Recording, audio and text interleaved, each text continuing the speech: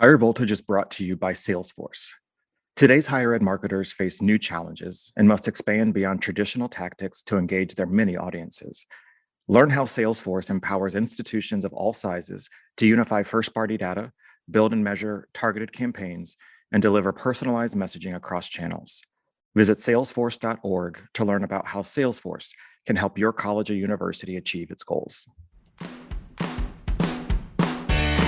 Hello, and welcome to Higher Voltage, a podcast about higher education that explores what's working, what's not, and what needs to change in higher ed marketing and administration.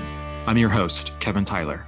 Very excited for today's conversation with Kevin McClure. Kevin has been writing about the future of higher ed workforce for a couple of years now. We've invited him to join us for a conversation about what he thinks the future of work looks like on college campuses moving forward. We'll talk about the pandemic, the things that happened before the pandemic, and how institutions can move forward with creating an environment for success for their staff and faculty. I'm glad to have you here, Kevin. We will post the articles that we're using as reference points on our episode page. We'll have another reminder for our listeners at the end of this episode. But before we dig into the conversation, I'm hoping you might be able to give us just some background about where you come from, what you're doing, the institution you work at, and how you got into this thinking about the future of work.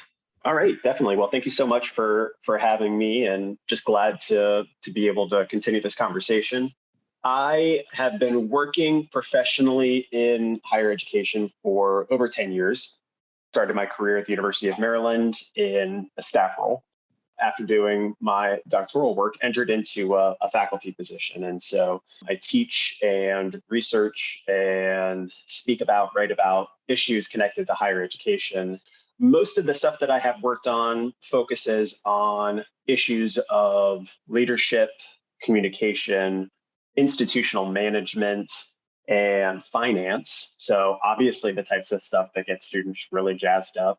And usually I have to convince them why taking my courses are important. And I have focused for many, many years now on regional public universities and other broad access institutions. Interestingly, prior to even some of the work that I've done on regional public universities, as kind of a precursor to some of the stuff that I'm doing now, I did a lot of research focused on privatization in higher education. And a big strain of that work was connected to basically questions of management, managerial authority, and labor conflict, kind of conflict within the organizational hierarchy of higher education.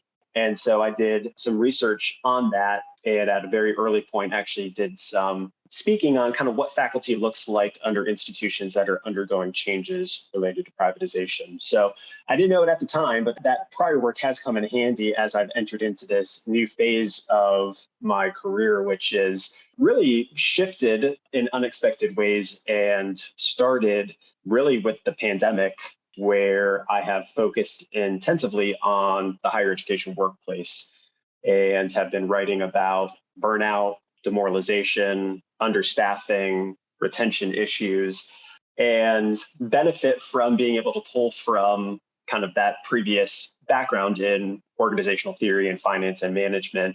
But I think what's a little bit different about this as a topic for me and as kind of a new era in my career is that, first of all, I've done most of my writing and most of my communicating about this through largely public channels. So columns in the Chronicle of Higher Education and EdSurge, keynote addresses, speaking with campuses as part of events, podcasts like this. And so that's been one kind of unique dimension of it. But it's also a much more personal topic, to be honest with you. So I came about this because I reached a point in the pandemic where I was experiencing burnout. I realized that episode of burnout was probably my third or fourth go with it. And even after that first round of burnout, I have since had some moments of burnout. And through those experiences, as somebody with young children, parenting through the pandemic, trying to still do everything and keep up with everything, perform at levels expected of me in higher education, like a lot of folks, just prompted some reevaluation of work in my life and prompted some questions around how we operate in higher ed, how we do things, how we structure our work. Have been fortunate to be able to learn from people who have been writing and studying this for a long period of time, including in higher ed, kind of piecing some things together and trying to shed light on issues that I think are really, really important. That's excellent.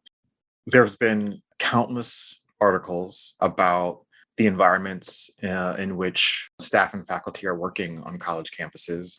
And the burnout and the demoralization can come from different places or look differently depending on either what department or what your skill set is, what you're teaching.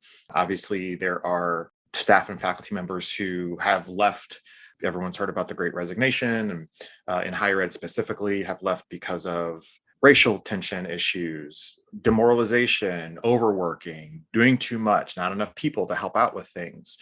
What was your, if you don't mind sharing, what was your burnout looking like, or what was it due to? And at this point, are you past that, or are you still feeling that? Yeah, it's a great question. So for me, it actually checked a number of the boxes that they kind of use to characterize burnout. So burnout traditionally is characterized as feeling exhausted or just kind of depleted on a regular basis. It's also characterized by feeling a certain level of cynicism towards work, or there may be a new opportunity, a new challenge that arises, but you just don't have the bandwidth to be able to take that on. So for me, it was very much along those lines. What happened was in February of 2020, I was taking on projects and planning for spring, planning for summer without any sense of what was coming. And at that time, my kids were 1 and 3. And so, I was already kind of operating at a level of not a ton of sleep and just barely figuring out how to make everything work and how to accomplish everything in a given day. So, fast forward just a bit, the pandemic really kind of enters the picture and we go into kind of quarantine mode. And so my wife and I are at home with our kids, and we are splitting the days half and half, attempting to try to get everything that we needed to get done with it, about half of the work. And so it meant that we were often working evenings as a way of, trying to get everything accomplished. And at that point in time, I didn't have the insight to be able to say, I need to dial back on some of these things. It's just not going to happen. And part of that was because we kind of thought that if we went into lockdown, we were going to arrive at a place shortly after that where we would kind of get back to normal, like that would fix it. And so I didn't stop and say, I shouldn't do that writing project in the future, or I should say no to this new opportunity that popped up. The other dimension of this is at that point in time, there was a lot of hunger for people to explain what was going on in higher education. They wanted to get a sense of what does closure mean? What are the ramifications of this decision? How should we be thinking about fall? So there were a handful of us that, spent a lot of time thinking about higher education as organizations and how they should be organized and managed. And we were getting calls and emails constantly from people asking us, what should we expect, or what does this mean? And so I said yes to a lot of those opportunities on top of everything else. And so I got to May, and we were thinking about graduation ceremonies for our students. One of my colleagues said, hey, we should do something kind of creative and fun and special to honor our students, even though we can't do our normal graduation ceremony. And I just had nothing left in the tank. There was no creativity. I didn't want to do anything more than just what was required to get to the finish line. And so my response at the time was, do we have to do that? Are we sure we have to do that? And so for me, that was a signal that there was something off, because typically under normal circumstances, when I'm feeling good, I would have said, yes, that sounds great. Like, let's brainstorm some ideas. So I kind of went into a period then over the summer of like hibernation. Once I got through that semester, I had the benefit of things slowing down in my schedule, and I taught less and had fewer meetings. And so I had an opportunity during that time to catch my breath. We certainly were not out of the pandemic, but I was able to take advantage of that time to learn a little bit about what had happened, what may have caused it, And so the upside is that as I start lurching in that direction again in the future, I'm much more readily able to identify what's going on. I have a better vocabulary to be able to kind of express what's happening and to kind of make changes before I get as far down the path as I did in that particular instance. As I've been learning about this and reading about it and talking about it with other people, part of what motivated me to start writing about this was not necessarily that I had this personal experience, but rather that in telling other people about it, I learned that there are so many other people that have had similar experiences in higher ed. And so that was really kind of what prompted me to start saying, there's a bigger conversation that needs to happen here. It's really, yes, for me, the personal aspect of it is what pushed me to finally start moving in that direction and asking those questions. But the truth of the matter is that there's people who've been experiencing burnout prior to the pandemic. Right. And there are people who've been asking really critical, important questions about working conditions in higher ed long before the pandemic. And right. So I've been a participant in this conversation recently, but in a lot of ways, it's been going on for a long time. I'm super curious. I work in higher ed marketing and have done that for a number of years. And I'm curious what your thoughts are on this very public conversation about demoralization and burnout in higher ed and what that publicity does to the brand of higher ed as an idea, but also individual brands of higher ed, like campuses. Do you think that there is an impact? Is it becoming next to impossible to hire people in this context of demoralization and burnout that we keep hearing about? Yeah, this is something that I have some tension around because on the one hand, I think this is a really important conversation. We should be having it, but it does raise that concern around by having this conversation, by putting it out there, by making it so public. Do we inadvertently make it so that people are more likely to leave, or it becomes harder to bring people in? Where I've kind of landed on that, by the way, is that the fact that I'm having a conversation or writing a piece is not going to be the thing that pushes someone to leave their job. So fair. That's fair. At the end of the day, we are talking about typically much bigger concerns that people have. That is really the push factor, or something much more material that's a pull factor that's really driving that conversation. But I do think it's the case that the fact that this has become such a prominent public discussion has prompted people in higher ed who are working in higher ed to stop and say, you know what, you're right. There is something going on here. I have felt it for a long period of time, but I wasn't exactly sure kind of what to do with that feeling. Or maybe I wasn't sure if I was alone in feeling that. And now I realize that there are a lot of other people who are in this position. And that having some additional awareness and understanding and a sense of connectedness to other people who have also been struggling may empower them to start looking into opportunities in a way that they wouldn't have done previously, and to maybe ultimately decide, you know what, I'm going to start looking at something else and leaving. There is an open question amongst those of us that are educating future higher ed professionals around whether not necessarily this conversation around burnout and demoralization is preventing or giving people reason not to come into our programs and pursue the field, but rather whether the experience of higher education itself for our students was not as positive as it once was. And for that reason, they may say, I'm not sure that I want to go into this as a career, whereas they may have had more positive experiences and mentorship and relationships with staff and faculty that may have given them more reason to say, I'd like to pursue this as a career. So there is, I think, certainly some concern around whether it's not just concern. I mean, there is some factual, we have a real problem, I think, right now around attracting people to the field. And similarly, I think a real problem around retaining people. Ultimately, I think having these discussions, figuring out the root cause of the problems and addressing those root causes is going to help to ensure that we are a place that is going to attract people into the future. And so I think it's kind of necessary that we have these conversations. The question of how this might play out for a particular institution is an interesting one. Let's take the example of an institution that has had a high level of turnover, for example.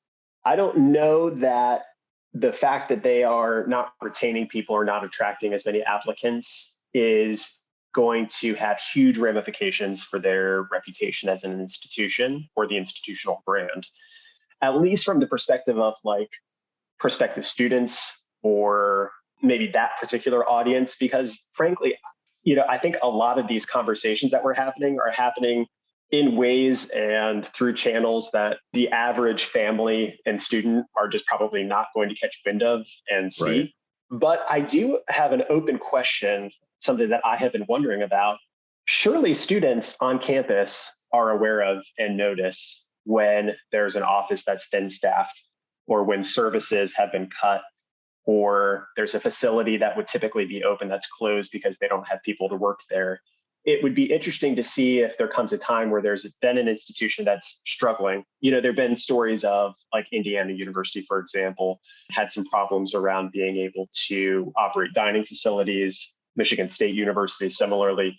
If that type of thing would lead current students to be talking and in conversation with family and friends, and then down the line, prospective students say, there's something up there, this institution is struggling. We, on the other side of the curtain, working at the institution, can say, yeah, the problem is that working conditions aren't great, or the pay isn't great. We're not able to keep people. We're not able to hire enough people to be able to deliver on the promise that has been offered up. So like I said, this is kind of me speculating. I haven't seen anything concrete that would suggest that there are students who are like, I'm going to steer clear of that place because Sure. I hear that they're like a burnout factory for faculty and staff. But there is some potential, I guess, for there to be some connections there.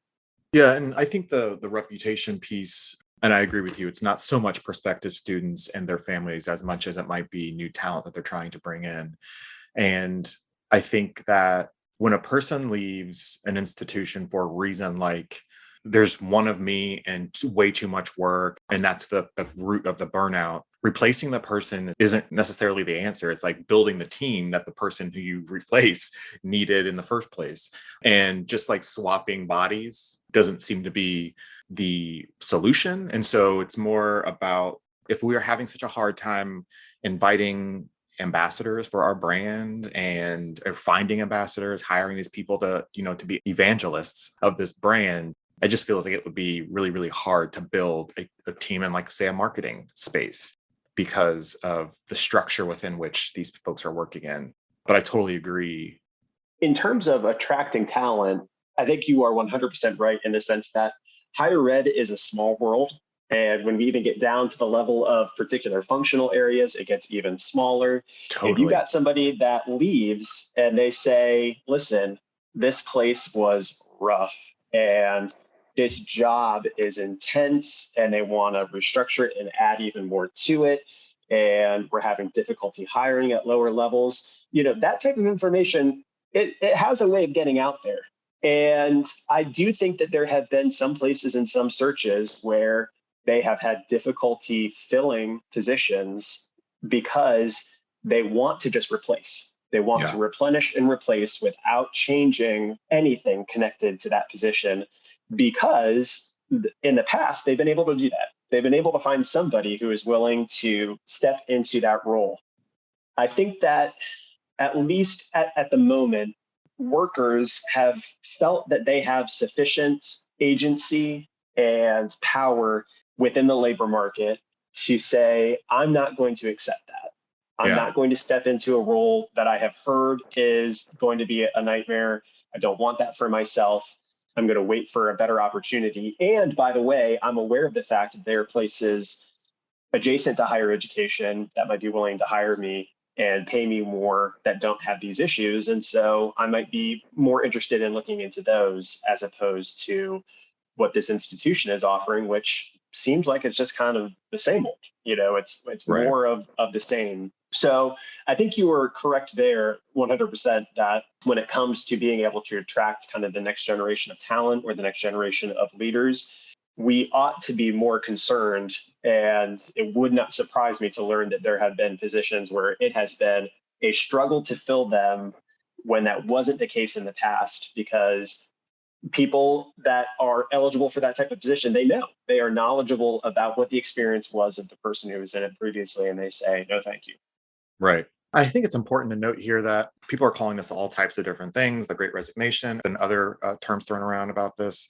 But this is not something that is specific to higher ed. It's happening in other industries. I think that's an important point to raise, although this is a higher ed marketing podcast. And so we're going to talk about it in the context of higher ed. But I just wanted to make that point because, sometimes we get emails from people about things.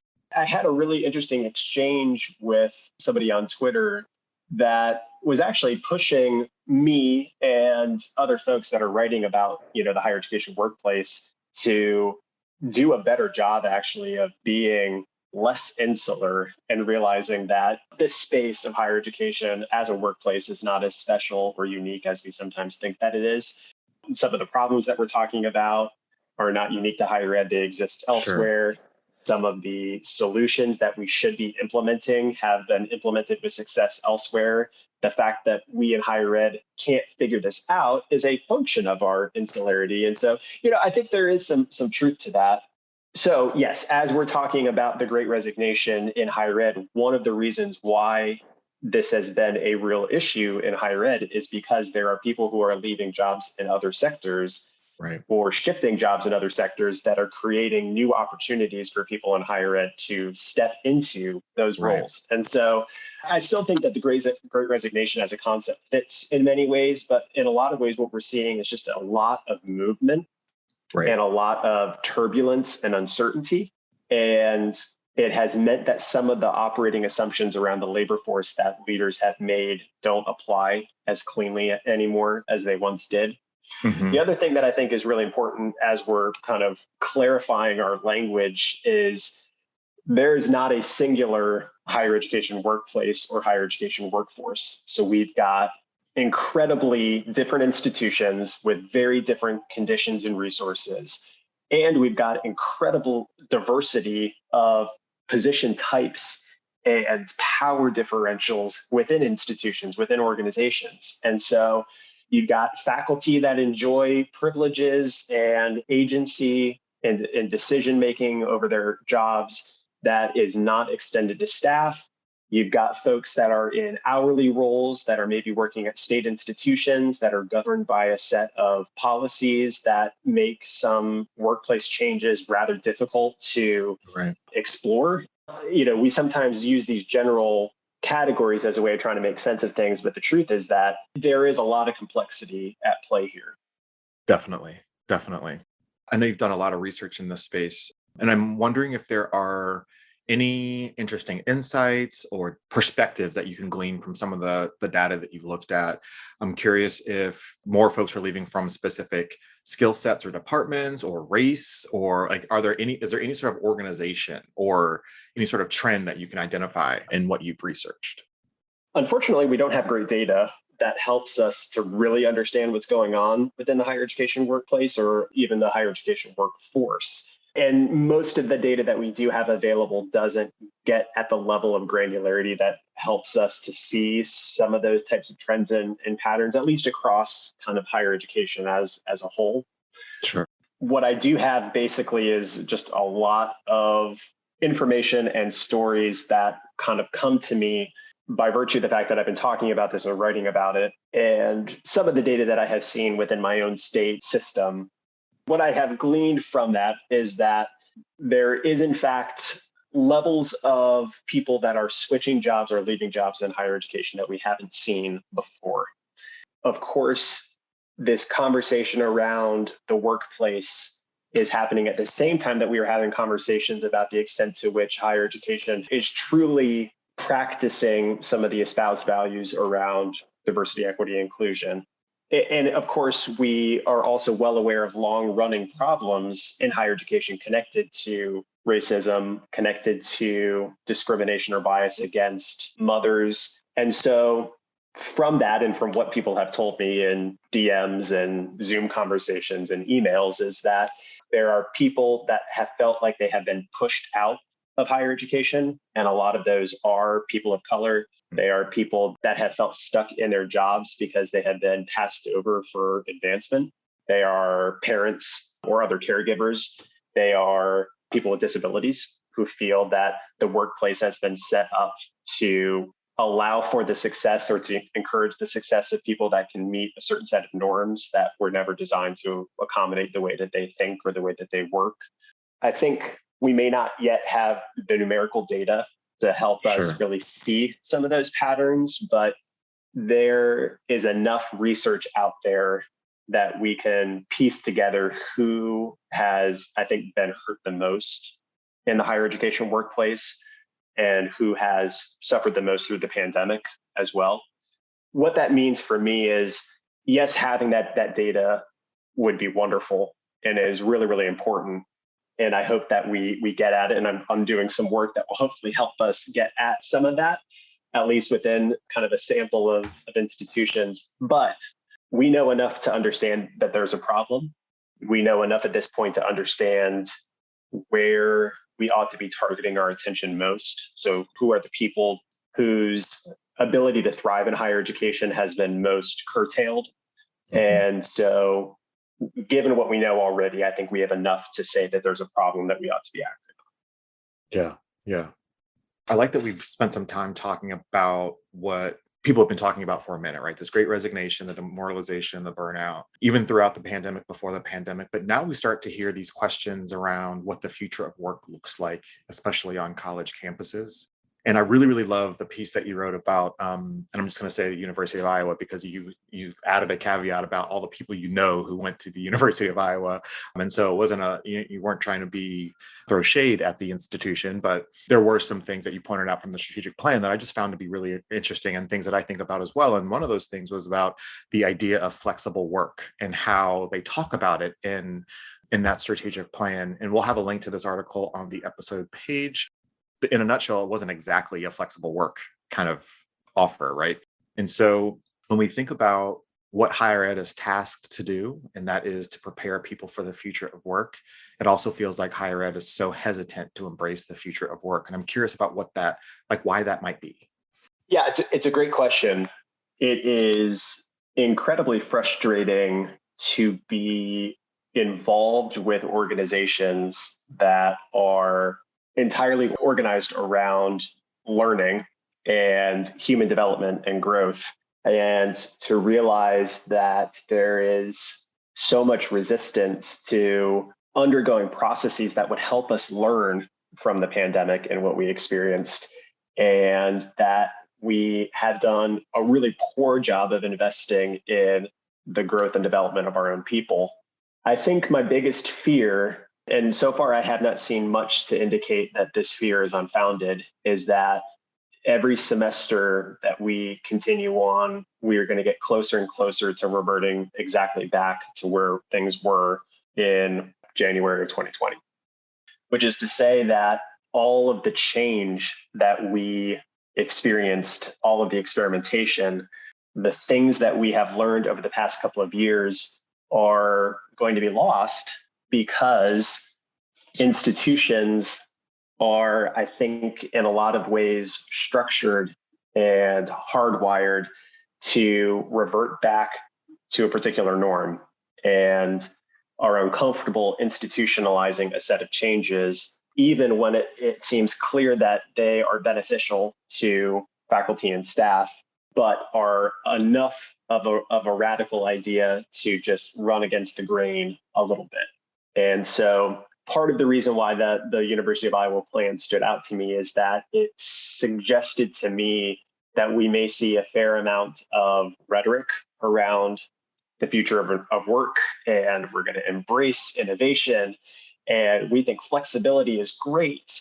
But by the way, our number one priority is providing a residential college experience for students. And that means that we expect people are going to be physically here. So there'll be some workplace flexibility, maybe, kind of depends on who you are and where you're at, and you've got to get approval for it. It kind of felt like we were kind of rhetorically jumping through these hoops to make it seem like this was the future of work, except it really wasn't. It wasn't it was the same workplace that people were probably accustomed to.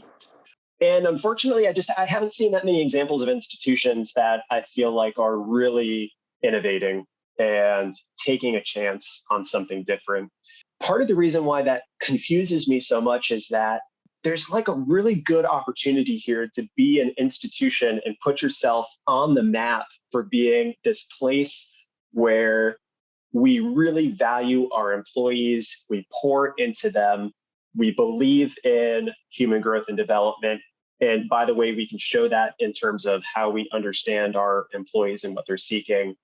We have groups dedicated to studying the workplace, collecting data on it, developing new initiatives. And through that data, we understand that flexibility is important. So here's what we're doing. I guess I just find it surprising that there isn't an institution that says, hey, there's a strategy here for us to pursue that helps to differentiate us from other places and could have some really positive outcomes for the organization and for students. And instead, I just feel like what we are doing is, as time goes on, walking backwards and kind of just hitting the rewind button instead of really learning from some of the lessons from the pandemic and putting in place permanent changes that are good. I could not agree with you more on that. I think it's interesting that we already have the processes to attract students in much the same way that we could use to attract faculty and staff. The ways that higher ed institutions talk about how they serve students, how all the services, what we offer, what you get out of that. Those are all messages that staff and faculty could also benefit from, right? Like, this is what we stand for. This is who we are. This is who we're looking for. And that's the power of a brand, right? The power of a brand is not just the recruitment piece, but it's also students. It's also how you understand who's going to be a best fit as a leader, as a staff member, as whoever it is. And it just seems to be like a missed opportunity for some really compelling messaging for a group of people who are delivering against your brand every single day. As I've been thinking about kind of this idea of marketing and communication, my experience as a faculty member is that I think a large chunk of our messaging and marketing is outward facing. And there's probably a very good reason for that, right? That's probably maybe the primary role of folks that are in a marketing position is to kind of tell the story externally. But Right. The truth of the matter is that because of some of the disengagement and burnout and just the sheer disconnectedness associated with the pandemic, we got a lot of people working in higher ed at institutions that don't feel particularly tethered to the institution anymore. Right. And all of us that work in higher education have a challenge in front of us, which is how do we rebuild those connections? And they don't have to be the same connections. We don't have to build them in the same way that they may have been built several years ago, but we've still got to think about how do we try to create a cohesive community of some sort after what we've just experienced. And so there's, I think, a place potentially there for marketing, or if not marketing, at least storytelling to play a role in that, Right. to help us remember this is what we're all about. This is what we do well. And not just this is what we do well so that we can tell a prospective student so that they'll come here, but as a way of celebrating the work that we do and the people who are here and helping to remind us of why we chose this place and why we stay here. Like most departments at higher ed, it's not the case that, the marketing folks have like a ton of resources at their disposal and they've got to make hard choices just like everywhere. But again, for leaders that are thinking about, how do I rebuild this community? How do I get people engaged again? There could be some real value in putting some resources and putting the expertise of folks in marketing towards, or with an eye towards, helping to remind people affiliated with the organization of why we're here. Yeah. I appreciate you mentioning the word innovation before, because I think you're right. This is a really ripe opportunity for an institution to come out in front and say, we are being innovative and this is how we're going to work moving forward. Innovation is a word that's tossed around higher ed. I've heard it 1,000 times in maybe the last year, right? Like, it's just been like the top of mind for so many people. And the demonstration of that, especially in terms of the future of work on a campus, seems to not be as innovative as it could be. It's also important to keep in mind the way employees select housing, especially in large markets like LA, right? So we have like in the valley, that's where a lot of people who work at, the state system live, because it's not as expensive as other places, but the commute is so long. And so you spend most of your life in your car, stuck in traffic, spending money on very expensive gas, especially nowadays. And there are other like ramifications to not embracing what the future of work is going to look like. And I think those are the kinds of things that we also need to be talking about, the impact on staff, workforce financially, because that's a thing. That's totally a thing. Yeah, 100%. There are a number of different variables that come into play with this. It's not just, should we provide people the opportunity to, Zoom into this meeting? Should we provide the opportunity for them to work one day a week from home? People aren't just making decisions based on the work itself. They're making decisions about, as you said, what's transportation costs look like, what a housing cost look like. How far does this salary actually go in this place? I've got to be honest with you, I'm not really convinced that most institutions have a great understanding of how their salaries match up to other places and other competitors. I don't know that they've got a great sense of what it actually takes to live in a particular community based on what folks are generally making. Missing that information, not having that knowledge, I think eventually is going to catch up to an organization. Oh, I totally agree. There are a number of people, myself included, who say there was a point in time historically when colleges and universities had a number of advantages as employers, great benefits, a great deal of autonomy for some positions, maybe less stress during certain periods of time. A lot of those benefits just aren't there anymore. The benefits aren't as great as they used to be. There is perhaps less autonomy than there once was. There is no downtime. There is no low season anymore. It feels like the pressure is just there constantly. And so given that, institutions can't really bank on the idea that they've got some sort of competitive advantage against the hospital down the road or the new startup or, the ed tech company that says, we're going to pay you great and you can work from anywhere. And increasingly, those are our competitors. They're not, the community college that's in town or the private college down the road. It's this much bigger ecosystem of largely knowledge organizations, and not having a good sense of what the competition looks like can really create some problems. And I got to tell you, my students, some of my wonderful students that we have prepared to enter higher ed work, some of our very best, brightest students, I go on LinkedIn now and they're not working in higher ed anymore. They are working in healthcare. They are working in ed tech. And I'm glad for that. I'm glad that they've had those opportunities. I'm glad that they've been able to translate their experience so that other places see value in what they can provide. But it's a signal to me that higher ed doesn't realize that there is some pretty stiff competition out there. Other organizations, other companies, I think, do a much better job of thinking about and tracking how their pay looks compared to other companies and other organizations, and what is necessary in order for somebody to be able to make a living and build a life in a particular place. Yeah. That last piece that you just mentioned is one that resonates with me. I've been having this conversation basically with anyone who'll listen.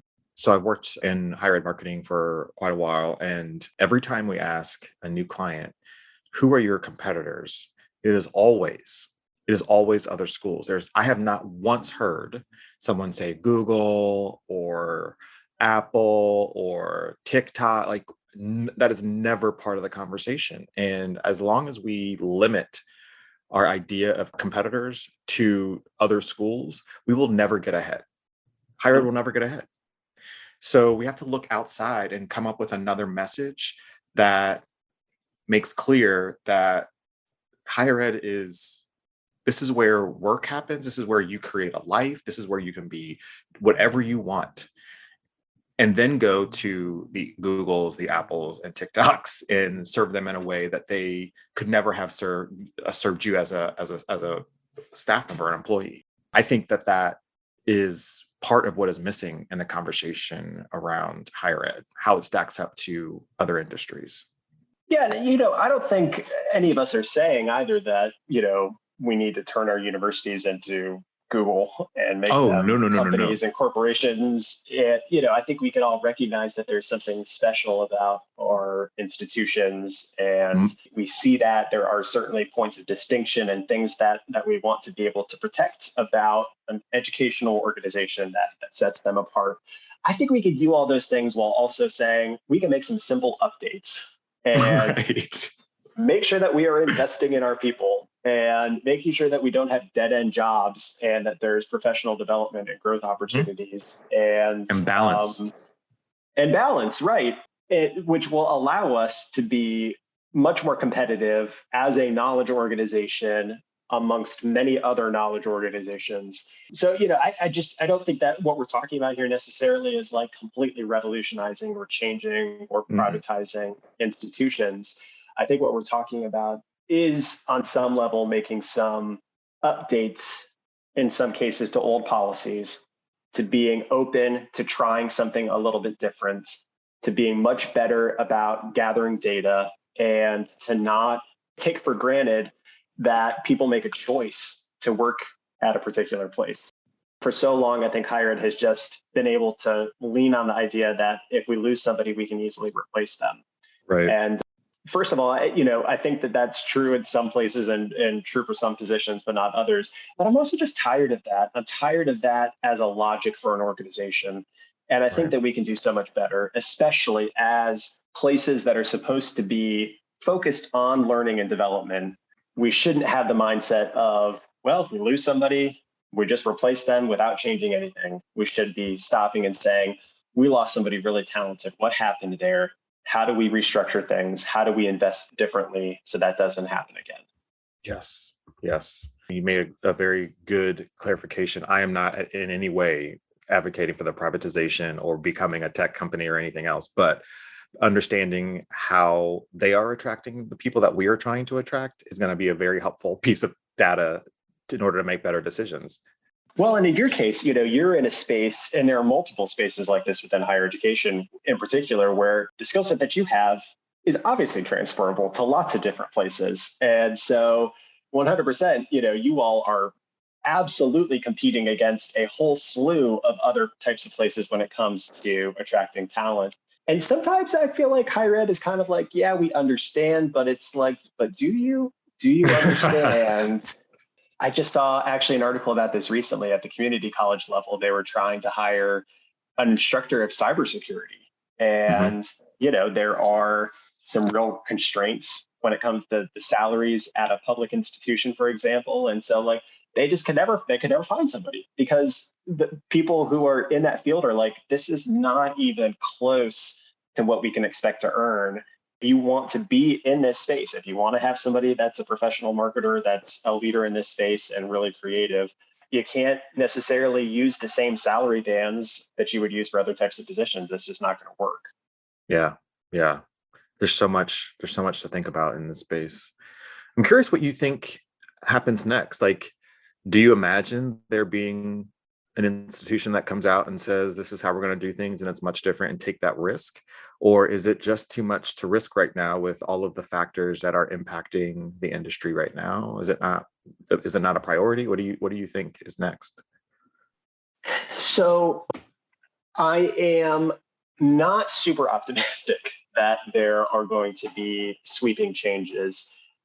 Unfortunately, I am worried that all of this momentum around well-being and balance and supporting employees is going to get passed up because of concerns around the economy and the potential for a recession and political conflict and violence, and figuring out how to maintain enrollment given the way that society is at the moment.